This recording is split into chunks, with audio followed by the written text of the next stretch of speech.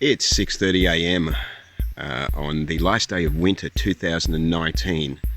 It's 9 degrees and I'm at the end of Currumbin Valley at the Mount Cougal National Park. I've got a cold and I'm going to try and walk it off by going up a track I haven't been up for years, and it's actually a bit of a secret track, so I'm letting you come along with me. So let's go for a walk. There's a bit of a history to this track, and as we walk up this track I'm going to tell you a bit about it. It's actually running right beside Eden Resort, and decades ago I accidentally stumbled across this track and was fascinated because as I started to walk up this track I discovered a phone line strung through the trees, which may seem unusual in the middle of nowhere. So this got my curiosity and I decided I'll keep following this phone line and see where it goes. And I walked up this very steep hill that I'm beginning to walk up now, and it came out at a shack hidden in the track, off the side of the track. The track actually ran right close to it, right beside it. And I snuck around this edge of this shack in the early morning, and I think there may have been people living inside. And I continued on to the top of this hill that I'm walking up now and managed to get to the top and see a couple of other shacks built around the edge of the track in the distance. So that would have been the end of the story, except I discovered later on that these shacks were illegally built, and they were probably built by people that were running drugs or squatters, and they were actually built, the one that had the phone line running to it was actually built on Camp Eden's land, or the Eden Retreat's land. And so they reclaimed the shack and they offered it for rental at a very cheap price to their teachers, because it had no running water. I think it had no electricity, but they'd strung this incredibly long run of phone line through the trees from Eden Retreat up to the shack so that they could communicate with anyone in there. So the last time I went up this track years ago, that shack had deteriorated to the point where it had crumbled mostly to the ground. So let's see how it is during this morning's walk. Now I haven't gone very far and already the track has gone from a wide section into this narrow, slippery path. I'm starting to wonder if this track is used much at all anymore, seeing as there's logs on the ground, ferns. I've got to say there definitely has been a lot of fallen trees so far in the small amount of the path that I've walked up. Another little piece of trivia is that it is actually possible to walk from this track at the end of Currumbin Valley across to the Garden of Eden Road, which is in northern New South Wales.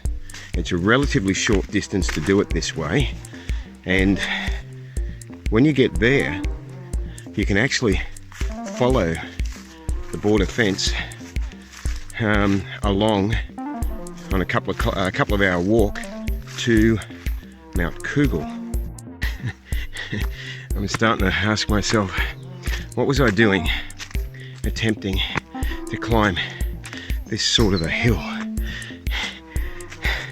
whilst having a cold? I mean, really? But there is an interesting story about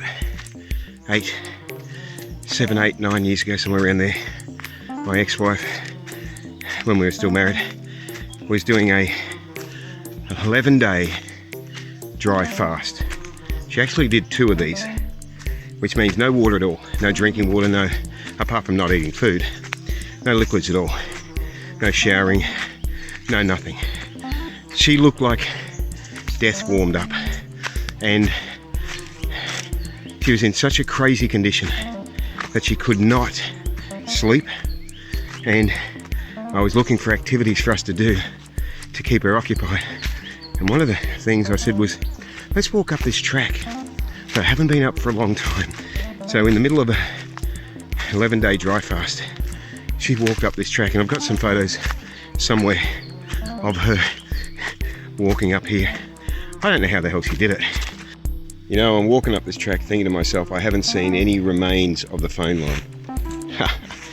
And here it is, coming down from the trees, running along the ground, and in the distance, going up through the trees there. So at this point of the track, it's gotten ridiculous because there are 3 cables. There's one on the ground, and there are 2 strung through the trees there. And it's even more ridiculous now because there are cables just running everywhere across the ground here and through the trees. I was starting to wonder if these are really phone lines or if they are actually electric cables of some sort. But what is interesting is here they are coming down from a tree, and you will see that they are actually they've cut, they stopped there. It's a very overgrown track here. So this is the old shack right beside the track that I saw decades ago. It's almost collapsed, and down here is all the cable that's phone or electricity cable sort of sitting in the grass here.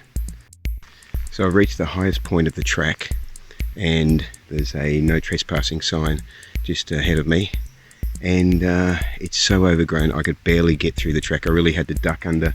In the last bit I had to go through some really thick grass and duck under some branches really close to the ground.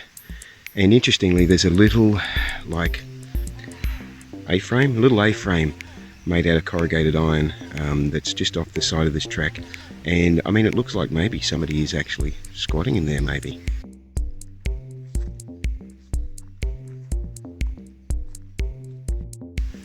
So this is the shack it's right beside the path. Here's the path here. So if you look behind me, you can see this fence I'm standing in the middle of that goes round in a big square section.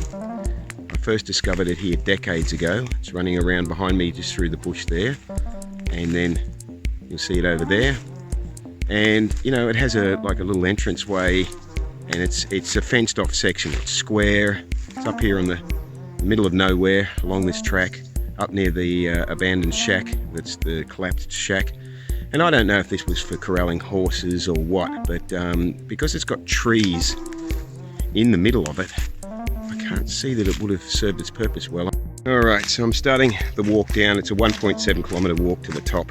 And I've got to say, it was a little bit freaky in the quiet here by myself in the middle of nowhere in the bush, seeing this abandoned shack, because I tried peering in a little bit, and you know, I could see like there's cloth hanging in there flapping around. It's like, why? You know, does somebody still use it? And then when I went on further, there was this A-frame of corrugated iron built beside a tree, and again I was like, okay, is this like is there a squatter living in here? It's quite possible. I mean, maybe there is. So I was very quiet, very tender as I went past that. It was off the track about, I don't know, 50 foot or something. So, and the other thing that's interesting is that I've, as mentioned earlier in the video, followed multiple heavy duty cables running all the way up here, as I did decades ago. And I just don't know if they're phone lines or power lines now, because they are quite heavy. Maybe somebody can look at the photos I've taken and figure that one out. And I also saw some lighter cables up near the shack, which looked like little 2-core cable that you would use for an intercom or something like that.